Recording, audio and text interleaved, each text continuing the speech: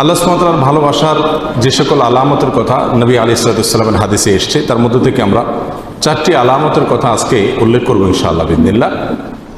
তার প্রথম আলামতটি প্রায় বেশিরভাগ হাদিসের কিতাবে বর্ণিত হয়েছে, যে রাসূল করিম সাল্লাল্লাহু আলাইহি ওয়াসাল্লাম ইরশাদ করেছেন, আল্লাহ সুবহানাহু ওয়া তাআলা যখন কোনো বান্দাকে ভালোবাসেন তখন তিনি জিবরিলকে নির্দেশ করে বলেন যে অমুকের তার আমলের কারণে, তার চিন্তাধারার কারণে, তার চলাফেরার বিশুদ্ধ উপায় এবং পদ্ধতির কারণে আমি তাকে ভালোবাসি।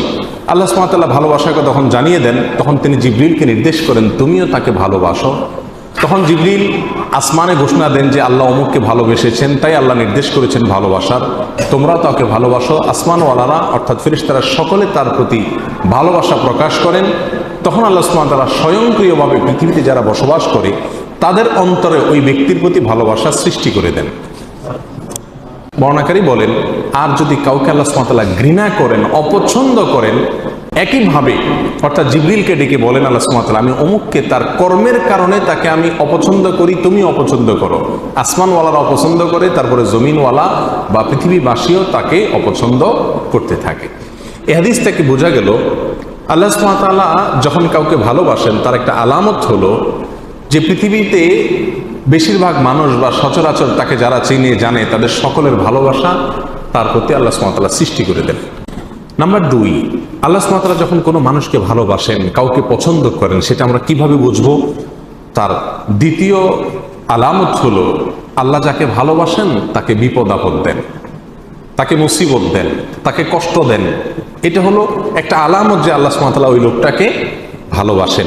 এ বিষয়ে সুনানে তিরমিজির এক হাদিসে আসছে, রাসূল আকরাম সাল্লাল্লাহু আলাইহি ওয়াসাল্লাম ইরশাদ করেছেন, ওয়া ইন্নাল্লাহা ইযা আহাব্বা কওমান ইবতালাহুম, আর যখন আল্লাহ সুবহানাহু ওয়া তাআলা কোনো মানুষকে, কোনো জাতিকে ভালোবাসেন তখন তাদের পরীক্ষা নেন, তাদেরকে মুসিবত দেন, কষ্ট দেন, রোগে শোকে অসুবিধায় ফেলে নানাভাবে আল্লাহ সুবহানাহু ওয়া তাআলা তাদেরকে পরীক্ষা করেন।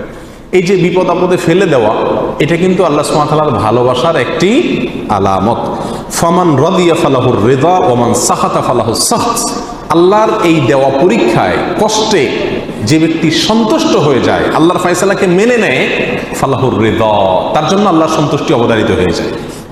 আর যে ব্যক্তি আল্লাহর এই ফয়সালায়, আল্লাহর এই কষ্ট দেওয়ায় সে অসন্তুষ্ট হয়ে যায়, আল্লাহর ফয়সালাকে মেনে নিতে পারে না, রিদা বিল কাদা, ইমানের গুরুত্বপূর্ণ একটা পয়েন্ট, এই বিষয়টি যে অর্জন করতে পারে না, বরং হাহুতাশ করে, অস্থির হয়ে যায়, গালমন্দ শুরু করে দেয়, আল্লাহর ফয়সালাকে সে অ্যাভয়েড করে, হ্যাঁ আল্লাহ লোক দেখে নেই, আমার উপরে সব বিপদ আসে, এই টাইপের কথাবার্তা বলে ফালাহুস সাখত, তখন ওই ব্যক্তির জন্য আল্লাহর পক্ষ থেকে অসন্তুষ্টি অবধারিত হয়ে যায়। আল্লাহ আমাদের মাফ করুন। আল্লাহ সুবহানাহু ওয়া তাআলা আমাদেরকে ভালোবাসেন, তার প্রমাণ হবে আল্লাহর পক্ষ থেকে আমাদের জীবনে ছোট বড় বিভিন্নভাবে পরীক্ষা নেওয়া। আমরা জানি কোরআনে কারিমে আল্লাহ তাআলা বিভিন্ন নবী রাসূলদের ঘটনা বলেছেন। এর ভিতরে সবচেয়ে বেশি কঠিন পরীক্ষা যার জীবনে আসছে তিনি কোন নবী ছিলেন? ইব্রাহিম আলাইহিস সালাম। ইব্রাহিম আলাইহিস সালাম সম্পর্কে আল্লাহ সুবহানাহু ওয়া তাআলা কোরআনে কারিমে একাধিক জায়গায় বলেছেন কি কি পরীক্ষা নিয়েছেন। ওয়া ইয বিতালা ইব্রাহিম, যখন আল্লাহ সুবহানাহু ওয়া তাআলা ইব্রাহিমের পরীক্ষা নিয়েছেন, ইব্রাহিমের পরীক্ষা আল্লাহ তাআলা নিয়েছেন। কেন ইব্রাহিমের পরীক্ষা নিয়েছেন? আল্লাহ তো ফেরাউনের পরীক্ষা নেন নাই, আল্লাহ তো বলেন না আল্লাহ নমরুদের পরীক্ষা নিয়েছেন, আল্লাহ এটা বলেন নাই কোরআনে কোথাও যে আল্লাহ আবু জাহালের পরীক্ষা নিয়েছেন, আবু লাহাবের পরীক্ষা নিয়েছেন। তারা তো স্টুডেন্টই না, তারা তো আল্লাহর বান্দাই না, নেককার বান্দাই না, মুমিন বান্দাই না, যার কারণে তাদের পরীক্ষা নেওয়ার প্রশ্ন নাই। যার জীবনে বিপদ আছে, ইমানদার যদি হয়ে থাকে তাহলে বুঝতে হবে সে আল্লাহর কাছে কোনো না কোনো কারণে প্রিয় হয়েছেন, আল্লাহ তাকে পরীক্ষা করছেন, বিধায় অস্থির এবং ব্যাকুল হওয়া যাবে না। আল্লাহ তাআলা আমাদের তৌফিক দান করুন। তাহলে দ্বিতীয় আলামতটি আমরা পেলাম আল্লাহর ভালোবাসা। তৃতীয়, আল্লাহ যখন আমাদের কাউকে ভালোবাসেন তার আলামত কি?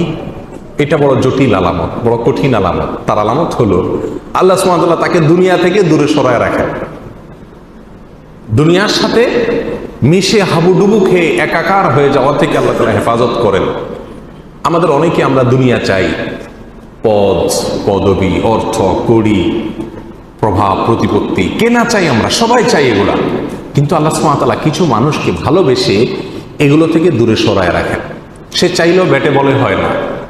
আল্লাহ সুবহানাহু ওয়া তাআলা তাকে দুনিয়া থেকে পরিকল্পিতভাবে, বাই প্ল্যান, ইচ্ছাপূর্বক আল্লাহ সুবহানাহু ওয়া তাআলা সরায় রাখেন। কেন?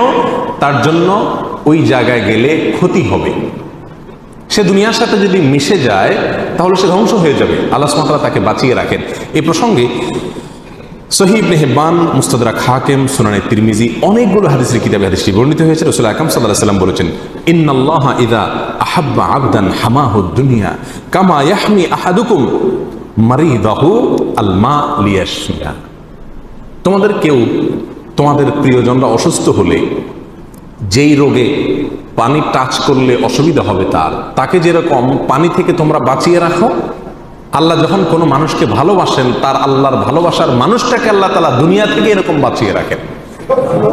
আল্লাহর ভালোবাসার আরেকটি আলামত হলো নেক কাজ করার সুযোগ পাওয়া। আল্লাহ যদি কাউকে নেক কাজ করার সুযোগ দেন, ভালো কাজ করার সুযোগ দেন, তৌফিক হয় ভালো কাজ করা, ভালো পথে চলা, এর মানে হলো আল্লাহ সুবহানাহু ওয়া তাআলা তাকে ভালোবাসেন। সবাইকে তার প্রিয় পথে হওয়ার তৌফিক দান করুন।